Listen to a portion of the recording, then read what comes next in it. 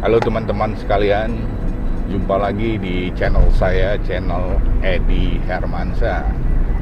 Di video saya kali ini saya ingin mengajak teman-teman para traveler dan fotografer landscape untuk berkunjung ke kota Garut. Tepatnya kita nanti ke daerah Leles yang ada di Kabupaten Garut, yaitu kita akan mengunjungi salah satu candi yang ada di Provinsi Jawa Barat, yaitu Candi Cangkuang. Ya teman-teman sekalian, kita udah masuk di pintu gerbang selamat datang di Kabupaten Garut. Teman-teman sekalian, inilah pintu masuk untuk menuju ke Candi Cangkuang yang ada di Leles ini. Ada di sebelah kiri sini ya teman-teman sekalian. Kita akan masuk ke sini nanti, tapi kita akan parkir kendaraan dulu di tempat yang telah disediakan.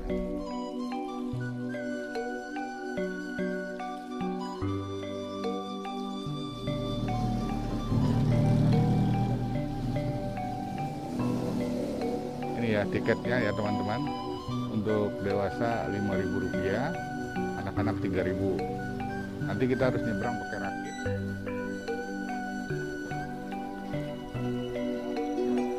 Teman-teman sekalian, kita akan nyebrang ke pulau yang ada di depan sini.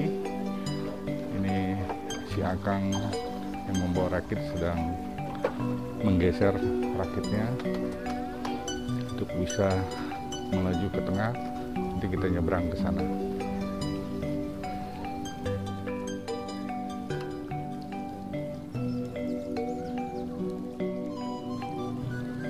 Nah, ini banyak para wisatawan ya yang sedang bersuah foto di atas rakit sini. Oke, kita lihat ke depan. Danau.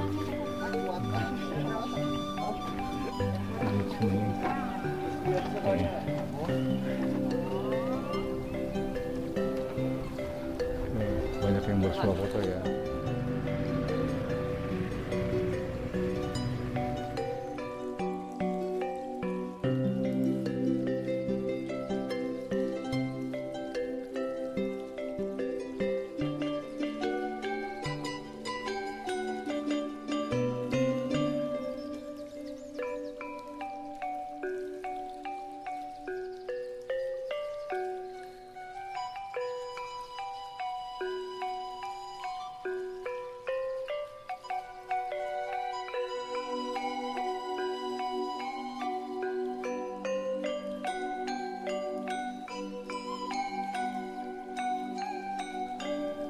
Nah ini teman-teman tadi rakit yang kita naikin dari seberang sebelah sana ya. Ya, inilah Candi Cangkuang yang ada di Leles ya. Candi Cangkuang merupakan bangunan candi latar belakang agama Hindu yang diperkirakan berasal dari abad ke-8 Masehi. Ditemukan pada tanggal 8 Desember 1966. Oke teman-teman sekalian, kita masuk ke areal Candi Cangkuang yang ada di ujung dari tangga ini.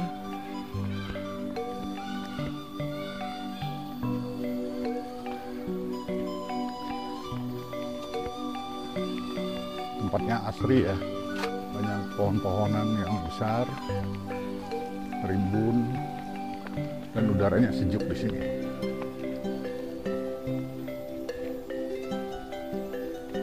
Ya, teman-teman bisa melihat itulah Candi Cangkuang. Ya, teman-teman sekalian, inilah situasi di lokasi Candi Cangkuang. Ini ada pohon yang besar ya. Di sini sangat eksotis sekali. Kita bisa lihat dengan latar belakangnya Candi Cangkuang.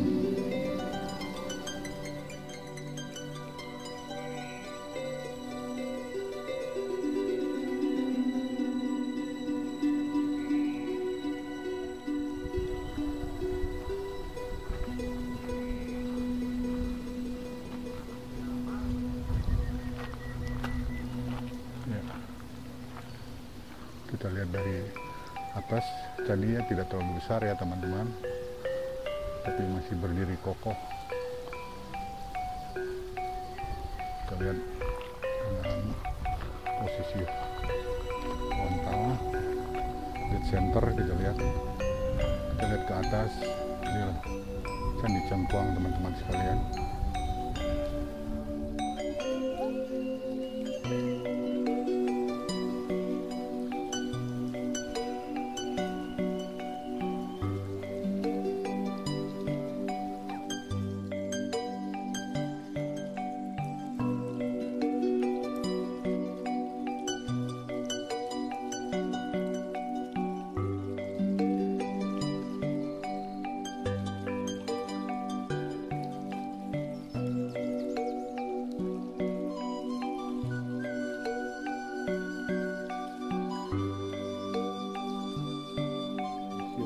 Situs Cagar Budaya Candi Cangkuang ya. Teman-teman sekalian, inilah bagian dalam dari Museum Situs Candi Cangkuang ya, yang ada di areal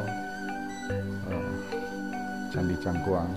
Nanti kita dapat informasi dari Kang Jaki ya, yang berdinas di sini. Ya, kalau di sini ada peninggalan. Yang pertama peninggalan agama Hindu dengan Candi Cangkuang, yang kedua peninggalan agama Islam dengan adanya makam keramat Arif Muhammad.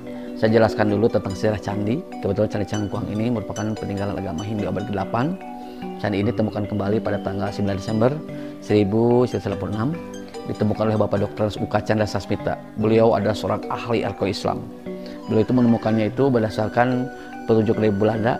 Di dalam buku Belanda hanya menyebutkan bahwa di Cangkuang itu ada sebuah arca siwa dan makam Kun Arif Muhammad, tidak berjelas candi. Cuma di situ ada tanda-tandanya. Sehingga pada saat itu Bapak Dr. Uka Chandra Sasmita ingin mengadakan proses penelitian dan penggalian. Sehingga tahun 1968 dilakukanlah proses penelitian dan penggalian. Nah, pada saat proses penelitian dan penggalian, ternyata di samping makam Arif Muhammad ditemukan sebuah pondasi candi yang berukuran 4,5 kali 4,5 meter. Dan saat itu juga ditemukan puing-puing yang berserakan, boleh dikumpulkan. Ternyata yang terkumpul kurang lebih hanya 40%. Tapi dari 40% itu dapat mewakili dari keseluruh bagian dari bangunan candi. Sehingga memudahkan kalau suatu saat Candi Cangkuang ini akan dipugar kembali. Singkat cerita, yang selanjutnya candi ini dipugar dengan menggunakan anggaran APBN dari tahun 1974 sampai 1976. Tadi yang 40% dicetak asli, yang 60% dicetak seperti ini, pencetakannya cetak, sudah kelihatan bentuknya, dipindahkan ke dalam pondasi yang asli.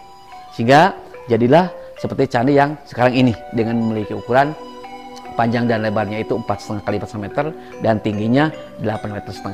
Yang kemudian di dalam candi disimpan sebuah arca, yaitu arca siwa. Nah, setelah selesai, karena candi ini sampai saat ini juga tidak diketahui peninggalan siapa, zaman siapa, sehingga saat itu candi ini diberi nama Candi Cangkuang sesuai dengan nama tempat. Kebetulan ditemukannya di desa Cangkuang, sehingga candi ini diberi nama Candi Cangkuang.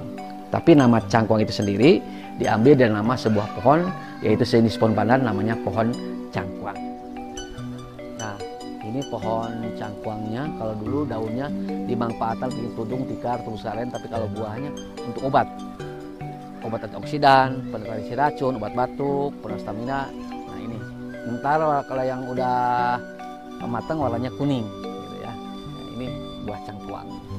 Selanjutnya, serang peninggalan agama Islam, yaitu yang dibawa oleh Arif Muhammad. Ya, beliau penyebar Islam di sini abad 17. Beliau seorang panglima perang dari kerajaan Mataram yang saat itu menyerang tentara POC, tapi dia kalah, nggak mau kembali. Yang selanjutnya menyebarkan Islam dengan pendekatan dengan budaya, sehingga sekarang Islam dapat diterima oleh masyarakat kampung dan sekitarnya. Nah, bukti penyebar Islamnya ada di museum ini. Ada Al-Quran, fikih, sunnah, ibu alat, nama surga. Bukti penyebar Islam oleh Arif Muhammad. Ini Al-Quran. Ini tulisan Arab tetapi berbahasa Jawa kuno, terbuat dari kulit kayu ya.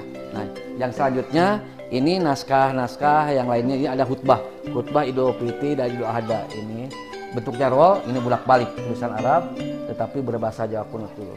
Nah, terus juga yang di bawahnya ada nahu, ada fikih, ada syorob, ada doa-doa dan sebagainya. Semuanya ini terbuat dari kulit kayu, bukti penyebar Islam oleh Arif Muhammad abad 17. Nah, terus kebetulan beliau juga punya anak. Nah, anak-anak beliau disimboliskan kepada satu perkampungan yang ada di sini, yaitu namanya Kampung Pulo. Kenapa dikatakan Kampung Pulo? Karena letak teritorialnya ada di tengah-tengah kepulauan. Ini dikelilingi danau, luasnya 20 hektar. Yang uniknya, tadi Kampung Pulo itu dari abad 17 sampai saat ini hanya boleh 7 bangunan pokok karena melambangkan dari anak-anak beliau.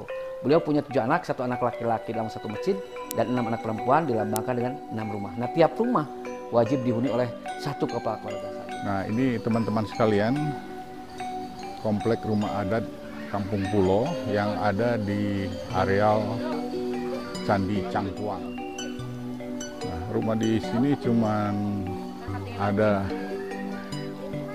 6 ya, sisi kiri ada 3, di sisi kanan juga ada 3, jadi ada 6 rumah di kampung adat Pulo ini. Ini di sisi kanannya, kayak teman-teman bisa lihat. Dan ada 1 masjid, ini melambangkan rumah untuk anak laki-laki dari keturunan Mbah Arif Muhammad.